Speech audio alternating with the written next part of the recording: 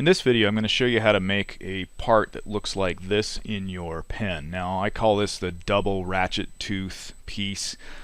Some pens have something like this, some don't, so this may not be a video that you need to worry about if you don't have a part that has that. But building these little guys is kind of a trick because you have to build each one of these teeth separately and then put them together.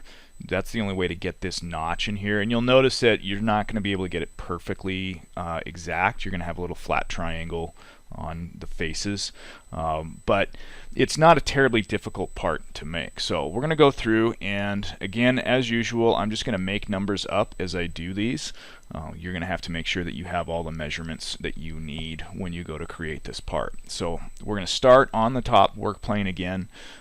Again, this is the most, it makes the most sense when you have these other work planes going through. So I'm going to zoom in a bit, and we start with the base piece of plastic. So you make it whatever size that you need, and then we'll extrude that. And I'm just going to use the default because it doesn't really matter for my part. So this is the base piece. So if we looked back at here, that's this cylinder here. We're going to add these teeth to the outside. So to do that, it's pretty simple. I'm actually going to go back to my top work plane. I'm going to work off of that work plane, create a new sketch. And again, we're going to view normal so we can look right on it. And the process is actually pretty simple. We're going to pattern this, so we only have to really make one set of the teeth, and then we pattern them around. I'm going to draw the circle that is the outside diameter of that tooth. So whatever size that is. And in my case, I'm actually going to put a dimension on it so that I can make sure that I have the right size. We'll just say 0.270 because that's close to what it was. And now what we're going to do is we're actually going to create the shape of that tooth. So the tooth is only a small segment of this, and it curves. So to do that, we just use the line tool. We're going to come in here, and we put a line from there to there, and then we also put a line out here. And this is where when you do this, you'll need to do a dimension right across there. So you only need to do a dimension of how far that is. So you'll need to be able to know about it. It may not be an exact number, but it's going to be close.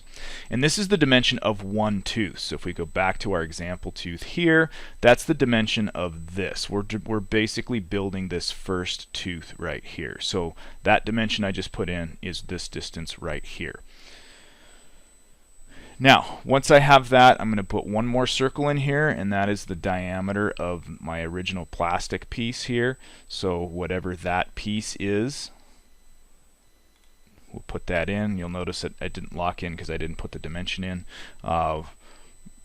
You can just make sure as long as it's on the inside, it'll be fine. We have to get rid of some extra lines here because right now we have a bunch of different profiles. So I'm going to come up to the trim tool, and I'm going to get rid of this. And I'm going to get rid of these pieces here, and I'm going to get rid of that extra piece of the circle. So now my profile, if you look, it's right here, and what it does is it is just this tooth right there. So we can finish the sketch, and I'm going to rotate this around a little bit so you can kind of see where we're at. And we're going to extrude this, and we're going to say that's the profile, and of course that's the default height. I don't want it that high. Yours is going to go whatever height you need it to be. So whatever the top of the tooth. So again, going back to our example here, you want to make this height this distance here all the way to the top of that tooth. So we'll hit OK. Now, in order to get the angle, we're going to use the fillet tool. So up on the toolbar right here, we're going to use, well, the chamfer tool.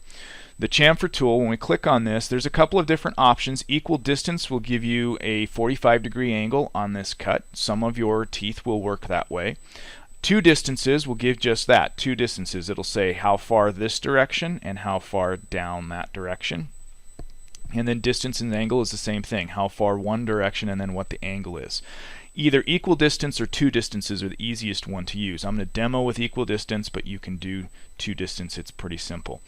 The distance itself, we want it to be about the same distance as this. So what we're going to do is I need to pick an edge. I'm going to pick this edge right here, and you'll see that it's previewing for me, and it says that it's going to take all of that piece off. which is just fine. And if we zoom in, you'll see that it doesn't take very much off. So if I really wanted to, I could back that off a little bit. I could say maybe instead of 0.055, I just do 0.05. And if we hit enter, and you'll see that it goes back up and it gives me that little triangle. You can fiddle with this and change it to get where you think you need to be. We'll go at 0.5052 because that's going to give me the smallest little triangle, but it's going to make that nice curve. And so the challenge with these parts is because they're curved in multiple directions, that's why we have to do it this way. So I've built that. Go ahead, I say OK, and now I have that first tooth. So to create the second tooth, it's pretty much the same idea. I'm going to come back out and I want to go back onto my top work plane. So back here, I'm going to create another sketch, and we're going to come back in, and it's the same basic idea. So I'm going to put a circle in. I need to make sure that I have my circle the correct size. I'm going to put 2 circles in, actually, one for the inside as well. And then I'm going to do the 2 lines again. So I'm going to do one line that comes out to here, and I'm going to do another line that comes out from the center to wherever the second one is.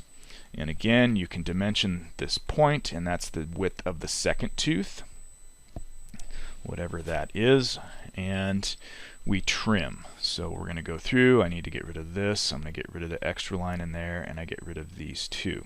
So now I have the second tooth profile, and we'll come zoom out a little and rotate around. We'll extrude that, and we again bring that up to whatever the height is. Some of them are the same height as the other, as the exact same height. Some of them might have a different height. I'm just going to estimate where that height needs to be. That looks pretty close, and we will say OK.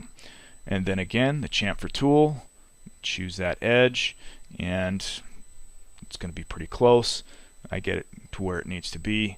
And actually, also on this one, I'm going to show you the 2 distances. So now I could say, well, I want the first one to be 0.05 and the second one to be, let's say 0.06. And you will see what that does. And you can see that that adjusts those 2 angles. You play with those 2 numbers to get the look that you need. Once you have that, then you say OK. So now I have one of the teeth. Most of the ones that I've seen like this, they have 3 examples of these, or 3 parts of these. So the way to do that is, again, that circular pattern tool. So we'll come up here and we're going to go circular pattern, and we're going to change this to a feature pattern.